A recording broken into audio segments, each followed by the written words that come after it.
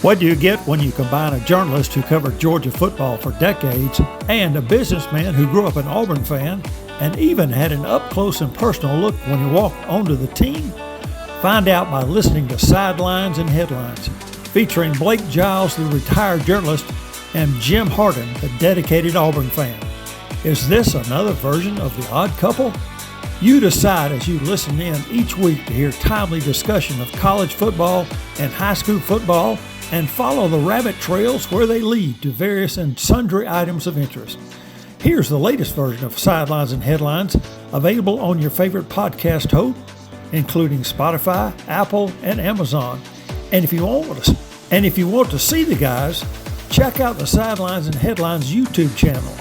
Subscribe to never miss an episode, and tell your friends about us. Stay with us for this week's episode.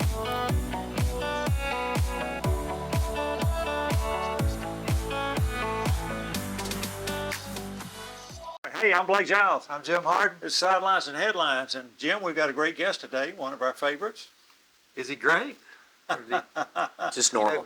Good as the internet great. Fellow Rotarian Josh Alexander. It's my pride. He is great. Head coach of Athens Academy. Is this your 11th season? 12. 12. Starting my 12. Wow. Can you even fathom that you've been here 12 years now? I have a senior. So she was first grade? She's first grade, so, we started school last week, and it was like, man, you've been here a while. Coaches usually don't stay places very long, but no, it's been a great 12 years. Yeah. I love living in this town. Like, Athens is great. My wife and I live in Athens, in 5 Points, and being part of Athens and Watkinsville and Oconee, it's just, I don't know if there's a better place to live. It's just a lot of fun. Yeah. You've got a senior, and then you've got A sophomore, two girls. Two girls. That's Yes, right. sir. Two girls. Are they football fans? They both cheer, and they love football, and they love being involved in football, and they love all the things that come with football, like getting dressed up and the whole football concept of like the game and stuff. Like, no, they're not really. They don't watch film with you or anything like that. Into that. No, they're not like that. The actress who just recently died, who remember the Titan. She was always That's trying not to my tell dog. her. They'll get ready for a game. They're really good at getting ready for a Georgia game or getting ready for a Spartan game. But they do enjoy it. They're like any coach's kid. They've been sitting on whether concrete bleachers or bleachers since they were little babies. Mm-hmm. Now, do they play sports at all? They played a little bit of everything. Both of them cheer right now, and my youngest little 10th grader is into pole vaulting. She's played lacrosse, and our school doesn't have lacrosse, so that's sort of stopped there in 9th grade. But she's played basketball, and they've all done a little bit of everything. So that means we've had two guests whose daughters are pole vaulters. Do you know who the other one is? Russ Tanner? Russ Tanner's daughter is a pole vaulter over at Oconee County High School. Yeah, she really enjoys that. It's one of the things that she has done that she's like, man, I really like this. She's just started 2 years ago doing it. She's getting better. Well, I tell you, from what I know of pole vaulting, she must be a pretty good athlete because it takes speed and strength and coordination all together. It's one of those track events that's sort of isolated. Like, I am a pole vaulter. Yeah. I got a think friend that coaches it. There's so much skill involved in it. Like you said, strength and athleticism. It's just, and then coaching, it's hard. You got to know what you're doing, or somebody gets hurt. Yeah. Josh, my wife and I, we like to, particularly in summertime when there's not a lot of kids around, we like to go for walks down Village Avenue. The last 2 years, we went for a walk on Sunday afternoon and ran into the Athens Academy football team. You have a little tradition where y'all, before first practice, y'all we do a millage run. We started that when I came here. I always thought it would be cool. I worked at Clark Central and coached track over there, or had PE classes, and we would always go either walk or run down Millage. It was just fun, It's sort of. I've always said if you had a toll at the end of Millage, you'd make a lot of money. Yeah. For walkers and runners. Seems like the parents enjoy it. You got a lot of. They do. Like, they get out there, and it's been a cool tradition. So we go run. We just run. It's about a 2-mile run, and we run down, come back, and then we have a big cookout afterwards. So you don't do it during rush, do you? No, sir. No, we probably They would not be focused on running They if that were the case. No, they would not. You could probably catch them driving down the road. They don't. We don't do it during that time. Yeah. So last year, pretty good season for you. Yes, sir. I'm sure you're disappointed with the way it ended in the playoffs and everything. When you look back as a coach and you evaluate a season, what are the standards that you as a coach use to say, this was a good year, this was not a good year? Every year, especially at a small school, where I came from, I was at a 7A school where we had 180 to 150 kids on the team, and coaching was just so much different. When I came here, my first year, we had 28 kids. Mm-hmm. And so right now we're floating right around 50 kids on the team. And so every year when you only have a certain amount of kids, that puzzle and the pieces of the puzzle are way different. You have a kid that may have done A last year and we need him to do B this year. Mm-hmm. And sometimes the kids may not want to do it. Sometimes they do want to do it. But it's like you try to take that team, like last year's team, and just put the right pieces together and stay healthy. Some of those kids play both ways or they play three ways, so it's special teams also. At a small school, you try to put your best out there. But last year, it was a fun year. We had a really good senior group, not a big group, but they just played hard. We had a lot of homegrown kids that just had been here since they were 3 years old, and they loved playing for the Spartans and doing that. And we're sort of repeating that this year. We have a young group. We're starting 2 14-year-olds. Wow. Yeah. So, they're very talented 14-year-olds. But, we're young in a lot of spots. So last year we had a lot of kids play both ways, but they were older. Mm-hmm. This year we don't have a lot of two-way kids, but they're younger. So and that's just the dynamics of that's completely different. You're able to practice a little better when you have some kids that play one way. You can do some more things at practice. But, the standards never go away. Everybody is going to say the same cliche things every year of winning the day and winning that Friday and winning a region championship, winning the state championship. But, the fun thing about what we get to do is we get to be around kids and coach great kids and be around good coaches, and just the camaraderie and the relationships you get to be part of. I just don't think you can match it. Mm-hmm. Mm-hmm.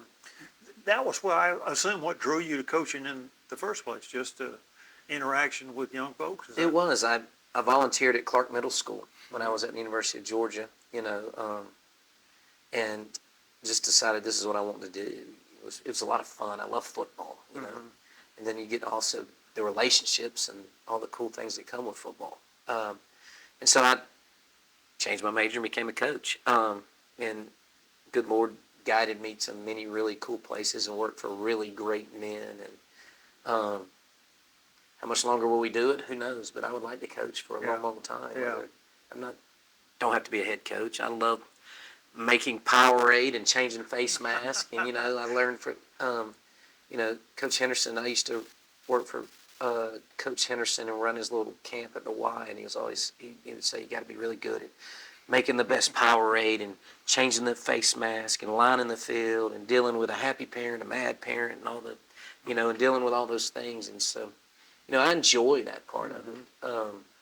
Just doing the football things. So, I don't know where it's all going, but I do know this, that I really enjoy coaching football and the game of football. Yeah. Coach Henderson was a guy that could inspire you to do the grunt work. He was a trip. I never worked for Coach Henderson as a coach. I worked for Steve Brooks, who is, of course, the son-in-law of Coach Henderson, but I volunteered and helped with his youth camps and that sort of thing. So it was an honor, just to be around those kind of people. And then I left there, Clark Central, after a few years, and went to Washington Wilkes and worked for a great man there, and Cecil Flo at Parkview and Andy Dyer at Archer, and then just came here, and it's 12 years later, we're still here. It's been good because my kids go to school here. It's been a great community, and it's just been a lot of fun. I've been blessed in so many ways to coach, to me, what is the most fun and greatest game ever invented. Yeah. In your position here at Athens Academy, so to speak, you're at the top of the football food chain. You've got to have somebody that you go to, though, as a mentor? Is there somebody like that you still will turn to and rely on to help you out? I have a lot of friends in this business. I have a very good staff that's sort of veterans. Coach Barton, of course, has done it for 56 years. Robert Hill's done it for 41 years. And you can just keep going down that list of guys that are at this school. And so not only do I, outside of this place, but I'm very lucky to have guys that sit around our table that have been there, done it, and know how to handle situations the right way and treat people the right way. But outside, Steve Brooks has been a great mentor. Andy Dyer's a great mentor. Coach Flo, I've been blessed and can always ask questions if I have something. I've done it 27 years now, so I've seen a lot now. Yeah. So it's just been very fun. Yeah. And, Now, do you have guys that have come along under you that are now looking up to you that are in the coaching profession? I did a Zoom with a group out of Texas probably about 3 months ago, and it was about mentoring and growing coaches. It's something that's really I'm interested in more than anything. Trying to get people. The best form of leadership that I've learned is replacing yourself. And so trying to show guys how to do it. Anybody can come. Everybody wants to call plays. But that's not really what it's about. It's about the things that we talked about, like learning how to work, learning how to treat people, and doing it the right way. And I think the game of football, the older coaches do a really good job. That they mentored me. I was around a lot of really good people that did it the right way and treated people the right way. And so I think it's my duty, to replace them and treat young coaches the right way and teach them how to do it the right way. I think I know it's just your personality, but you're the kind of guy, and I had a couple coaches like this, had a lot of interest outside of football, kind of see the big picture. Seems like now coaches, even at the high school level, it's just, they're so consumed with the grind, They hear how Nick Saban does it, and they have to do it like that. But anyway, I just seeing you at Rotary, talking about grill, you grilled anything good lately? Oh yeah, every Saturday. Football is a time-consuming sport. It is a sport you practice a lot and play a little. So practice to play is not equal by any means. Yeah. Other sports you may play 2 or 3 times a week. Well, we've had an interesting summer this summer with the heat. And I know you guys probably did some 707s and those kind of things. And then with pre-season practice, the wet bulb rules and all this kind of thing, how have you guys had to adjust and to those the heat index to keep your players safe and yet get the practice in? You could capitalize the word adjust. Yeah. I'll talk about what's actually happening. Like just yesterday, we started a practice in our team room. We had a cross-country team come in there and need to meet, so we were moved out of our team room. We moved right here in the little 20 by 20 area and waiting for the bulb to go down. We left, the bulb did not move yesterday until about 5:35 to be exact, Yeah. So we went over to a gym and started doing some practice situations, and then we left the gym and went out to a field. So just yesterday we practiced in 4 spaces. Right. Gosh. And I keep preaching to our team like you're gonna have to adapt and overcome. Friday night, there's gonna be thunderstorms in the area. You're gonna have to come back in and sit here for an hour and go play again. So I look at the bulb as like, hey, we're just getting prepared for thunderstorms. You've been in those situations. I have. We're starting the game back at 9:45. So the heat is it's hard at times. You're in the gym and you walk outside and your middle school's playing a game. Or hey, don't practice outside all week, but go play the game Friday. Yeah. And then you look at some of these games. Clark Central played at 4:30 yesterday on turf. Yeah. Don't go do anything. Prepare for it. Put your kids in the heat, but you're going to play Wednesday at 4:30 on turf. I don't know what the answer is. I do think there has to be something. There's got to be a happy medium somewhere where like, hey, because you can't go hit a curveball if you don't hit a curveball. Yeah. You can't hit a jump shot if you don't go take shots. And same way with us. Like we played 2 really good receivers Friday, and we haven't covered anybody all week because we're inside in the gym. Yeah. And so it's a quite nerve-wracking, and sometimes the people making decisions are making decisions because of safety, which is the right way to do it. You want to keep the kids safe, but by the same token, they're unaccustomed to the conditions they'll face in a game. And so I don't really know the answer. The answer is build an indoor. We can't do that. A lot of people are going that direction so they don't miss or go early in the morning. You know, those schools that start school at 7:30, I mean, it's tiresome on a kid, especially when you're at a private school and you serve 18 different counties. So our kids don't just live in the school district. You know, they live in. Go ahead. I was going to say, you mentioned you got a couple of 14-year-olds playing. Now, I went to a Georgia scrimmage, not scrimmage, but practice. We're in the Glory Club and got invited. And I looked down there at these drills, and there's this little blonde-headed kid down there throwing passes to the receivers. That's one of your quarterbacks, I'm assuming, and he's smart. He is. One of the 14-year-olds. You're going to get He some is. He is not one of the 14-year-olds Oh, really? playing. Yeah, we have a guard and a defensive end. Probably going to be like defensive end, probably play running back. Andrew is just a great kid. Fun to coach, working hard, got a lot of work to do. Well, he's grown up in this school, basically, He has. correct? He's been here since he was a little fella. So, who is going to be your quarterback now? So, Baines Collins was going to be our quarterback. Great story. He goes to Wake Forest, drops back, tears his meniscus. We've had to move our best wide receiver to quarterback. Oh, no. Grayson Stafford right now. So we're still trying to figure that out. Yeah. We play Friday, and Grayson will be the quarterback. Baines should be back in 2 weeks. And so I think we'll get better in that area. Okay. Yeah. All right. You lost Zay Prince, who's Old Dominion now, is that correct? No, he is at Cumberland University Cumberland, okay. in Kentucky. All right.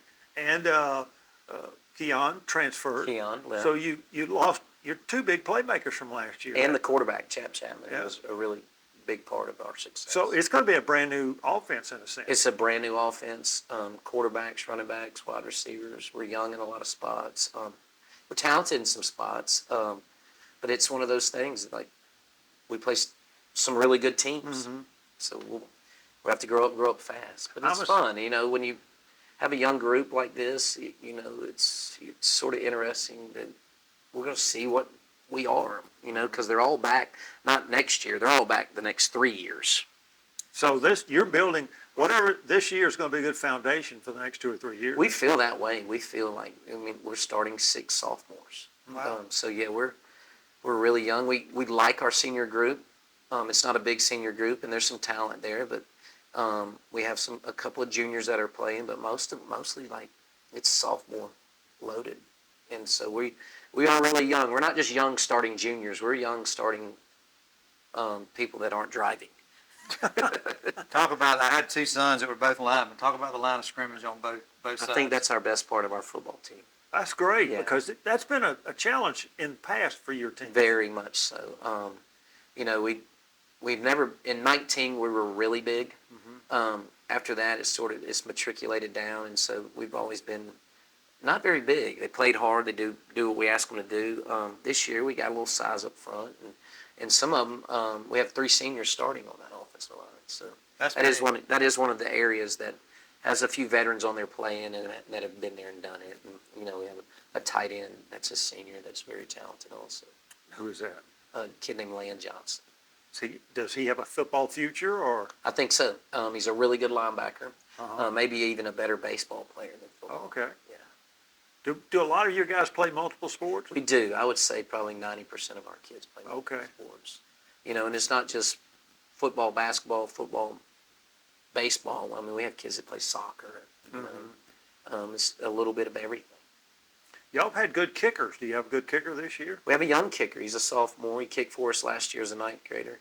A kid named Wynn Hunt, and he is really, you can tell he's been in the weight room. He's getting a lot better. Yeah. Does he play soccer? He does. He's a soccer player and Okay. actually plays wide receiver for us. So, Okay. yeah. a good athlete. Then. So you're dressing out 50-plus guys. Mm-hmm. How does it break down by class? Is it pretty even? The numbers, just the Our 9th and 10th grade's loaded with numbers for us. You mentioned that earlier. Yeah, and then our 11th and 12th grade are smaller numbers for us. So it's loaded at the bottom. I guess you could say that's a good problem until you go line up against some of the people we're playing this year. The first 2 games are top 5 teams. Yeah, talk about Friday night. What's that? That's Savannah Christian. They've been in the semis multiple times last few years and very talented. 2 wide receivers that are very talented. Good running back. Got a defensive lineman that's been offered by everybody around here, and so we got our work cut out for us. They're very good. You guys, is it difficult for y'all to make your schedule? I hear that with some of the private schools. That, it's fine. My least favorite thing to do is to schedule. Nobody. Why? I think we all know why they just won't play. Private schools, much less successful private schools. And I don't know if I was in their shoes, would I do that also? I don't know what they gain or, what we struggle with is not only scheduling, but the geography of it. It's like we've been to Mobile. I think Prince has been all over the Southeast. We've been all over the Southeast. Yeah. You look at some of the Atlanta schools, they have to go. We've played in Chattanooga, Mobile, Charlotte. Well, I don't think you're going out of state this year, but you do go to Savannah. We go to Savannah. And you'll go there again next year with the return game on Savannah. So it'll be 4 years in a row we've been to Yeah. Savannah. So, but it is what it is. I mean, I love taking one long road trip. If you get multiple long road trips, it not only gets expensive for the school, but it's tiresome for the kids. It's a wear and tear on their bodies and everything. Yeah. So it's hard to schedule. Especially some of the success that we've had, and people around here just aren't going to play. We've tried to play everybody. Now, you're in a different region than last year, correct? Did y'all come down or up? So they made us 7A. Right. They dropped the 7A 2 years ago. They added another classification. It's pretty much the same classification as what A was. It was just moved up like that. And so now we're in 2A. Right. We lost Elbert County in our region and gained Prince Avenue. Okay.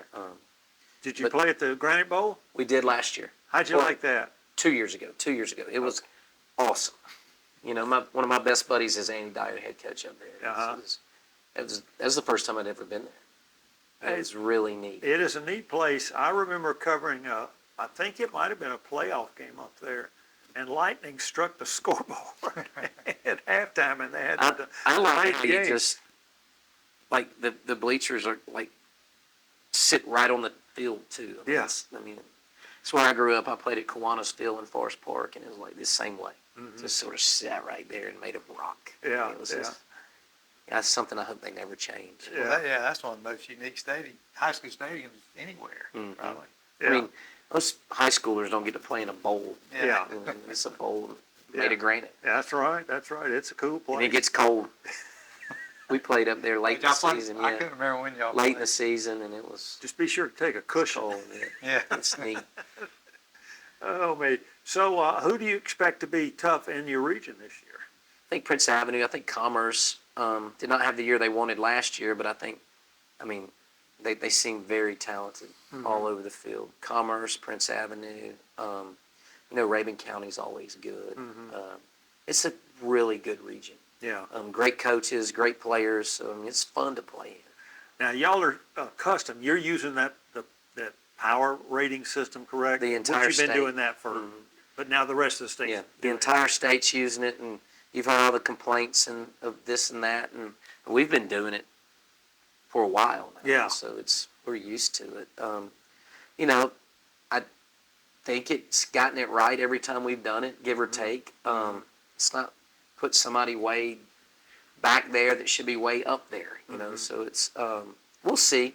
It'll be interesting to see how some of the larger classifications, when you get, one of those big-time schools like Gainesville falls to a 14 or something. It may not happen, but you get one of those guys that's deep, further back, and one of those schools gets that draw. That's the only weird part about it, because if you win a region, you're a 1 seed. Right. Second, you're a 2 seed. So you cross over, now you just really don't know what you're going to be. You just hope to win the region and See what happens. Y'all play Prince over here, or over there? We play here. Well, that'd be That'd be the, fun. what, is that backyard brawl? Is that what they call it? Backyard brawl. Be the first time in a couple of years they We played haven't that. played them in a couple years. So that will be, it's always a fun game. It's a And, great game. Yeah. It's a good been- rivalry. That game's been played in the semis. It We has. played it in the semis. We played it all over. It's been Yeah. really good. Yeah. Uh-huh. And Coach Rick's a great coach, so it'll be fun. Yeah. So tell me about some of the players. Who are some of the guys that are going to be the key players for you? Offensively, Grayson Stafford, who was one of our top receivers last year, is playing quarterback right now. So we're hoping he has a really good year. Our offensive line, we got a kid back this year named Abi Chawla who tore his ACL last year. He's a big kid. Matt McCray, who's got some college offers, who's probably a 6'3", 240-pound kid. So we got some size up front. In the backfield, we may end up playing a freshman. He's a big freshman. We'll see how he does. It's sort of by committee right now, but Jackson Campbell, who we saw last Friday, probably ran the ball as well as anybody. And he's a 6'1", 205-pound freshman. So Wow. it's we're excited about him. They don't just fall off the tree, do they? No, he's been here a while. He's Yeah. one of our kids, and his dad is a big old man, and so we're looking at like, hey, maybe he'll end up like that. And he has. I think you can hear him growing every day. So so we'll see how it goes. But defensively, like Lan Johnson, who also plays tight end, and Owen Whitaker just may be our best all-around football. Played tight end for us last year and got moved to center, and he's playing our defensive end spot. So Okay. it's really, really solid senior group, just not a lot of them. Numbers are, again, if you got over 50 out on the field, it's bodies. People talk about, recruiting in high school. Your most important recruiting you do, I know, is getting your own guys that walk in the halls come out and play football. Sounds like y'all have a pretty good percentage of them that do it. Yeah, we have a lot of homegrown kids that have been playing here a long time. And our numbers have been up, down, and all around. And I don't know, since COVID, they sort of went down a little bit in this year they started climbing back up. So we're excited about that. The best place we can recruit is our school. Recruit our kids to play. We have a lot of talented kids playing that weren't playing last year. We got 3 kids out that didn't play last year that are playing this year that are actually playing. Okay. So, I think that you have to go back to the way they used to do it and go recruit your hallways. Yeah.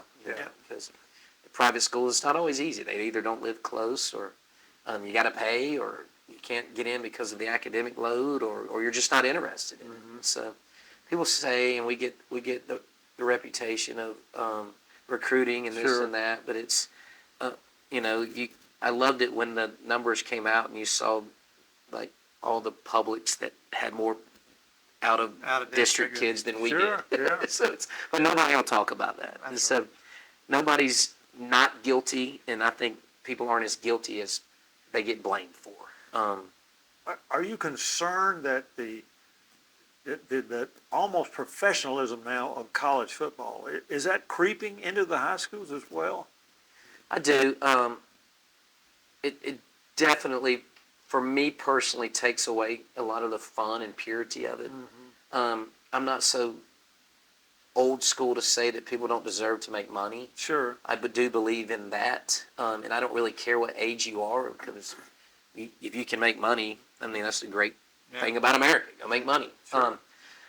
The one thing that I do wish that they would bottle it up a little better and try to make it more where it's not. We can counsel these kids a little better. Right. And people lie to them a lot. So it's, the best thing we can do is just love on them and promote them within our programs. And while we have them, love on them and promote them and do the best we can by them. And someone asked me about a kid that left, and I was like, all we can do is what we can do while they're here, is love on them and help them and coach them and do everything we can with them. And everybody has their own decision to make when it comes to either being here or not being here, or making money off your name, or doing this and that. It's just.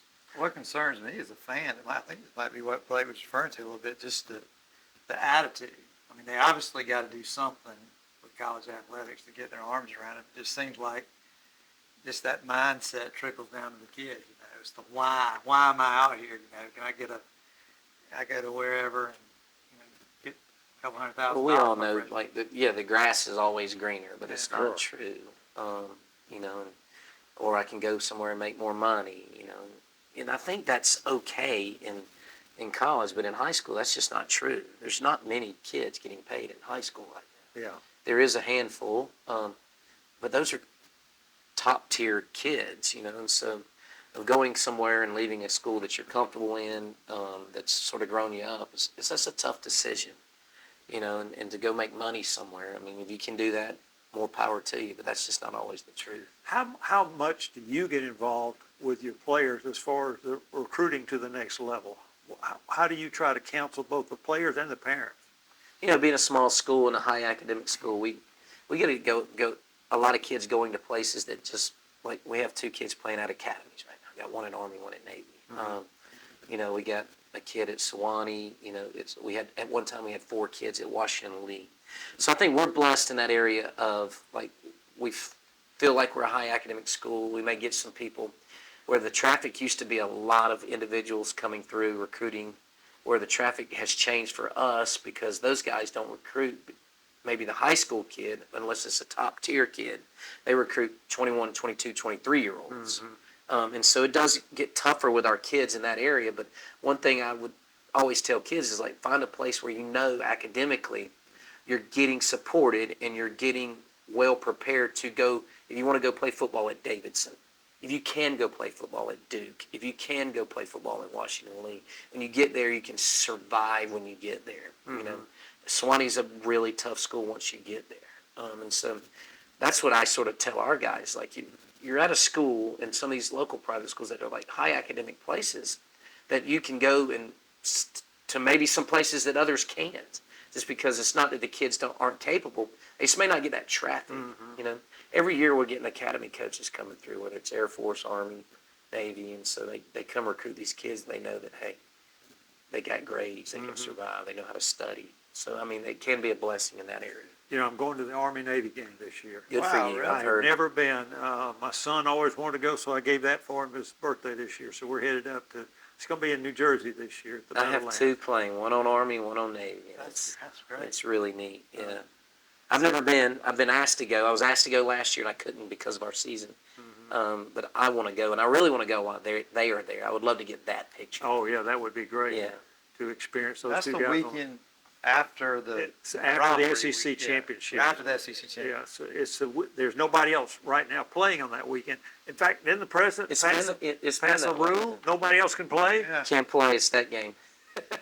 It's been that way for years. Yeah. Other than maybe some of the lower tier schools play in the playoffs. Yeah. D2, D3 schools. Was it Army that last year played in their conference championship game the week before? Week before, and then played that and game. then played that game, yeah. So that's unusual. And those Army, Navy, like, they've been doing NIL for many years. Yeah. So, like, that's like my guys say, like, I get money. Yeah. I'm just signing it with the government. So and they have really good football teams. Oh, yeah. So it is a fun group to watch. I'm sure you want a few more of those type Army, Navy type guys on your We have a special tight end, personalities. at Army, and a running back at Navy. Okay. And they're both great players for us, and we'll see what they do up there. Well, Josh, you're kind with your time. I know you're getting ready. What time y'all pulling out tomorrow? We'll be here tomorrow.